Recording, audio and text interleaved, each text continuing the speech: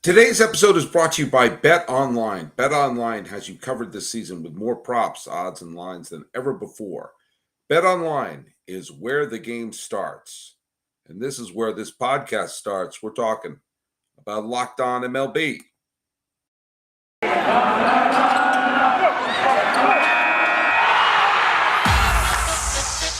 You are Locked On MLB.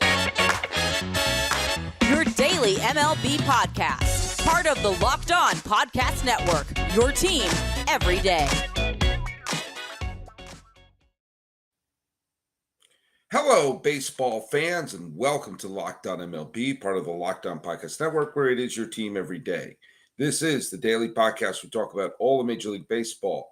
I am your host. My name is Paul Francis Sullivan, but please, I'm imploring you, call me as my lower third. Where's my lower third? Where'd my lower third go? There it is. Call me Sully. I am an Emmy-nominated television producer who has been a baseball podcaster for the last 10 years and for the last 4 seasons here at the Locked On Podcast Network. You can follow us at Locked On MLB Pods on Twitter and on Instagram. Thanks so much for making us your first listen. And you can follow me, I'm your pal Sully. I'm at Sully Baseball on Twitter, Sully Baseball Podcast on Instagram. Well, guess what, folks? It's that time of the year. It's that glorious time of the year. It's that time of the year where it's the World Series. And we just finished, not too long ago, Game 1 of the 2022 World Series. It's funny. The World Series, many, many times, is the moments that we define as summer. It's going to be November in a couple of days, and yet we're having the moments that define the summer now. If I say most years, in terms of, what's the dominant memory of that year in baseball, most of the time it's the World Series. Every once in a while it's something else. Sometimes it's the League Championship Series. Sometimes it's an event that happened during the regular season.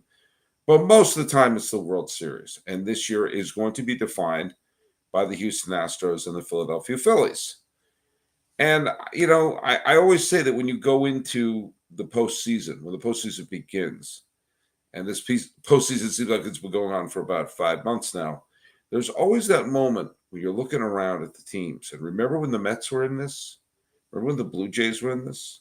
Remember when the Rays were in this? The Cardinals? There are a bunch of teams that have been gone for so long, it's hard to remember they're even playoff teams. You look around at all the teams, you're like, which one of these players is going to have the career-defining moment? And it's fun to try to pick who it's going to be, but there's always someone that catches you off guard. What, did you pick Jorge Soler last year? Did you pick Rosario? Did you pick Will Smith getting that final out, or Max Fried pitching beautifully? Is that who you had? I doubt it. Did you have the Red Sox beating the Rays to go to the ALCS? I doubt it.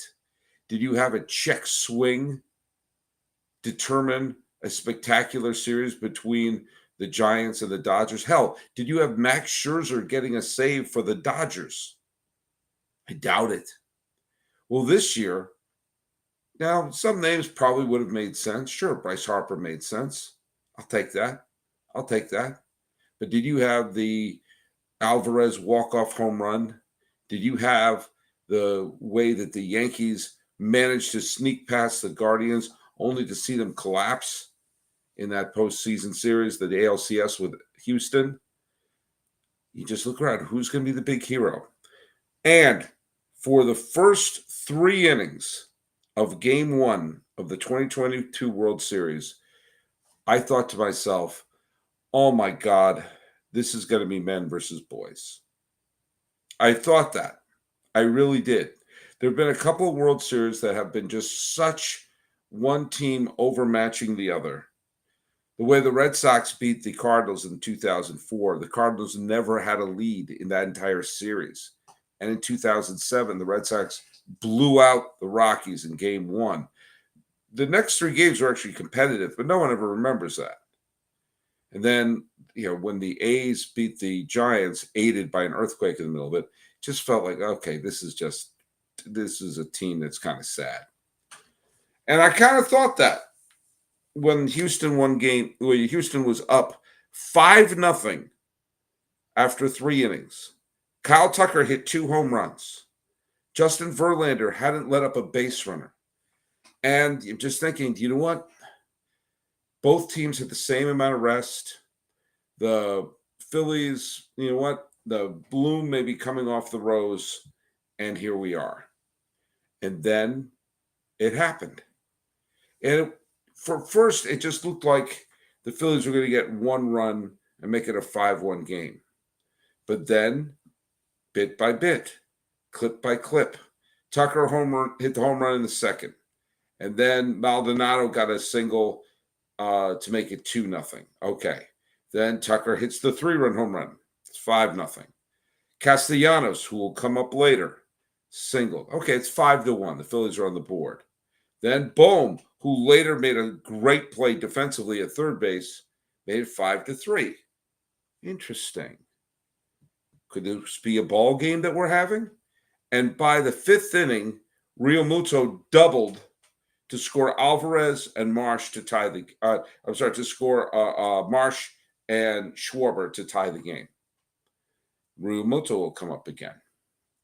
And all of a sudden, what looked like was going to be a blowout game for the Astros was tied, and it was turning into a bullpen game. Now, here's where baseball is so darn weird. I actually picked the Astros to win this World Series. I'm not alone there. I said they were going to win in 5.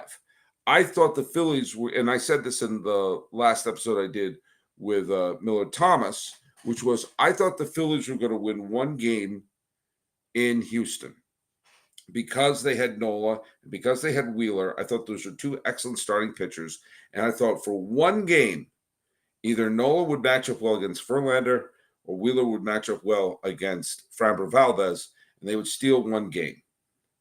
And then I predicted when they went to Philadelphia, the Astros would just sweep them the rest of the way. It would end in 5. And it could still happen that way, but the Phillies won game 1 not because they had a starting pitcher that matched a good start from one of the Astros starting pitchers. Both starting pitchers were bad. It was a bullpen game by the end of the 5th. And of the 2 teams, it was the Astros who had the spectacular bullpen. And to be fair to the Phillies and to the Astros bullpens, both did the job tonight. I mean, think about that. It was 5-5 after 5. And it went into the 10th inning, 5-5. Alvarado, Eflin, Suarez all pitched shutout innings. Sir Anthony Dominguez pitched an inning and 2/3 of shutout baseball. But look at the Astros bullpen. They got Abreu, got 5 key outs. Neris got an out. Montero got 3 outs. Presley got the 3 outs. Ironically, it was Garcia who pitched the 5 shutout innings with the game on the line each pitch when the Astros wound up eliminating the Seattle Mariners. He had the lone blemish, and that cost him. But this was so, I mean, look, beyond the fact that the Astros had a 5-0 lead, one of the glorious things about baseball is how thin that margin of error is, how thin the difference between winning and losing is. And boy, if you put money down in this game, there was a couple of moments that you must have been pulling your hair out. And if you're going to make any bets, go to BetOnline. It's your number 1 source for betting on football and the start of the new basketball season. Find all the latest player developments, team matchups, news, podcasts, and in-depth analysis on every game.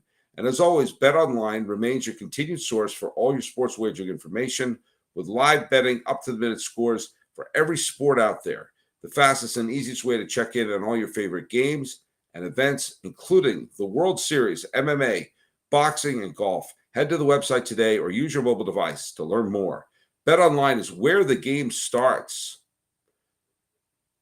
By the way, thanks so much for making Locked On MLB your first listen. Make your second listen. Check out Locked On Sports Today, from the games that matter to the biggest stories in sports. Go beyond the scoreboard and get behind the scenes with local experts, insights that only Locked On can provide. Locked On Sports Today. It's available in this app, YouTube, or wherever you get your podcasts. Think about how close we got to a Astros victory. Beyond the fact that the Astros had the 5-0 lead after 3 innings. When the Astros were rallying in the ninth, and Altuve got the hit, he stole the base, and Pena lifted that fly ball to right. And who was in right field? Castellanos, not Harper. Harper's injury prevented him from being in the outfield. Castellanos, who is known as a pretty lousy defensive player, came running in and made a tremendous sliding catch with 2 outs in the bottom of the ninth. Just imagine if he didn't slide properly, if he didn't get there in time, if he was the type of outfielder most people think that Castellanos is, if that just dropped right in front of him, Astros win this game. Nobody remembers his comeback. They think, it was a nice, fun game, and the Astros are in complete control of this game.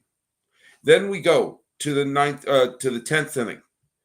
Realmuto, who tied the game with a double, hits the go-ahead home run just over the head of Tucker, ironically, who hit 2 home runs that game. Okay. The Astros bullpen got into some more trouble, and they wound up having to pull in what's his name? Stanek, who actually had a wonderful season and has been barely used this postseason. He wiggles out of trouble. In comes David Robertson, one of the few active players who has a New York Yankees World Series ring. He gets that first out and then allows the double off the wall by Bregman. And Tucker comes up. And you thought it, I thought it, we all thought it. We all had images. I didn't think he was going to hit his 3rd home run, have it be a walk-off home run. But if he did, that would have to be one of the greatest performances in the history of the World Series. I thought he was going to get a hit. I saw it in my head. He was going to get that hit, and it was going to drive in Bregman. But instead, he was a little too anxious. He struck out. And then Gurriel gets on, and the wild pitch happens. The minute the wild pitch happened, I thought, okay, that's it. That's it. The Astros are winning this game because the wild pitch. You have the tying runs at 3rd, the winning runs on 2nd, a little bloop base hit wins it, and I could picture it. And that's one of the incredible things about baseball. Because there is that time, I want some of the time between pitches. Sorry, my microphone just got out of its handle there. I want some of the time between pitches to be shortened, but I don't want them eliminated. Because you need that moment to imagine in your mind's eye, where's that ball going to land? How are they going to win this? And I thought Diaz was going to get that base hit. And then came that weird pair of the trio of pitches that came in. One, Robertson threw it high and in, and it barely missed Diaz. Barely missed him. And I'm sure every Astros fan was thinking, let it hit you. Let it hit you. Get on base. Have McCormick come up with the bases loaded. And with Robertson wild, a walk would tie the game. Or maybe he would just throw it right down the middle of the plate, and that would allow for a game-winning hit. But of course, that's easy for us to say. That's easy for us to be sitting on our couch or sitting wherever we're following the game and thinking, let it hit you, because we're not the ones that someone's throwing a ball at. It'll hurt. Yes, even a curveball will hurt. Remember there was that moment when, what was it, the ball ricochet, was it Maldonado or was it Realmuto that the foul ball hit his mask? I think it was Realmuto. It hit his mask, and his face mask fell off. And he had this moment like, oh, yeah, that was my face.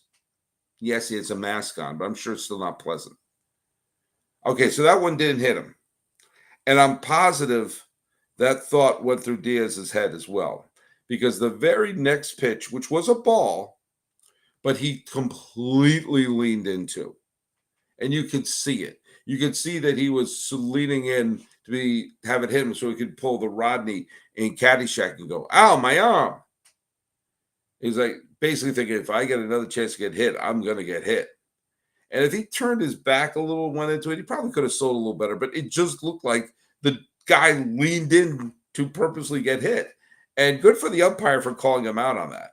Said, no, you get back there. It's ball 3, but get back there.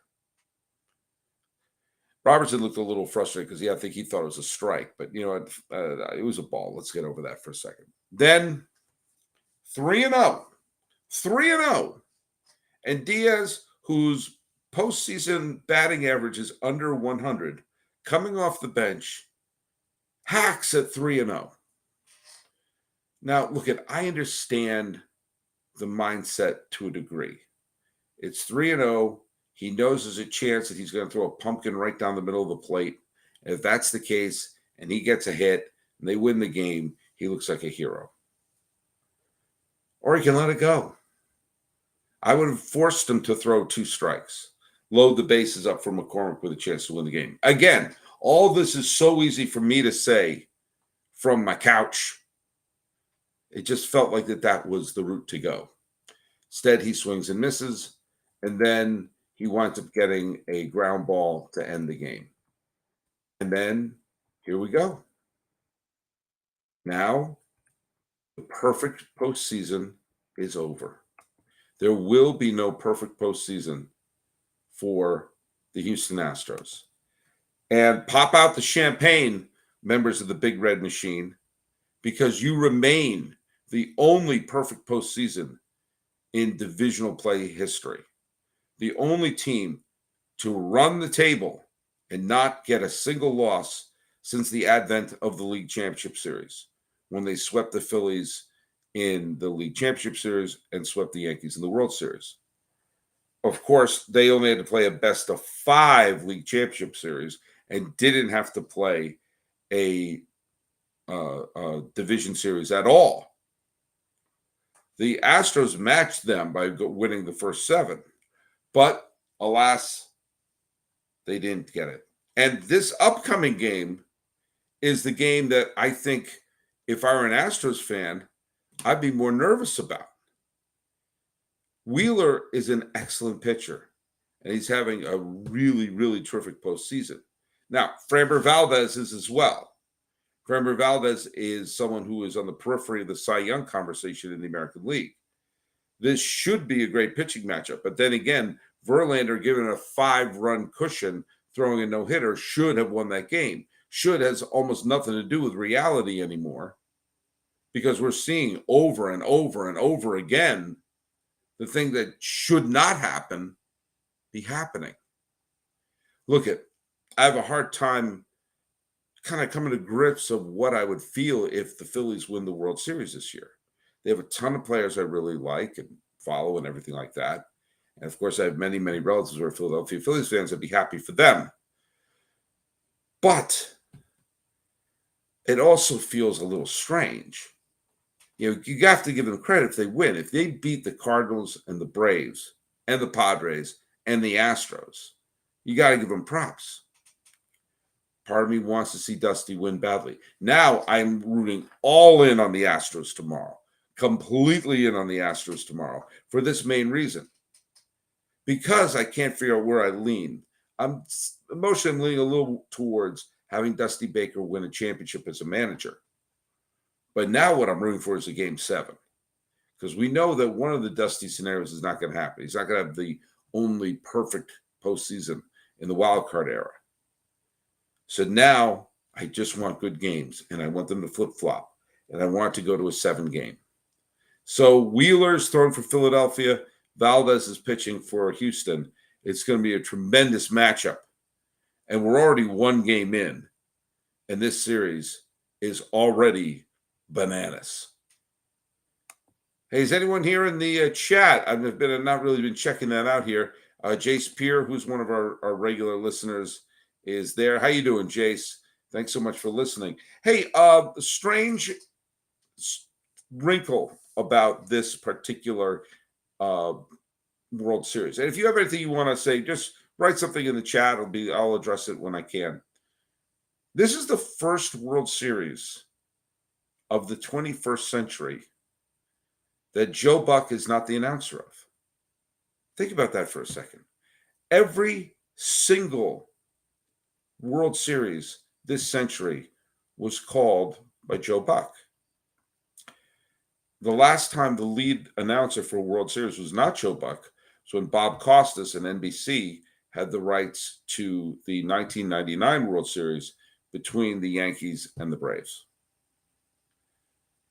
2000, since 2000, every single year, Fox has had it.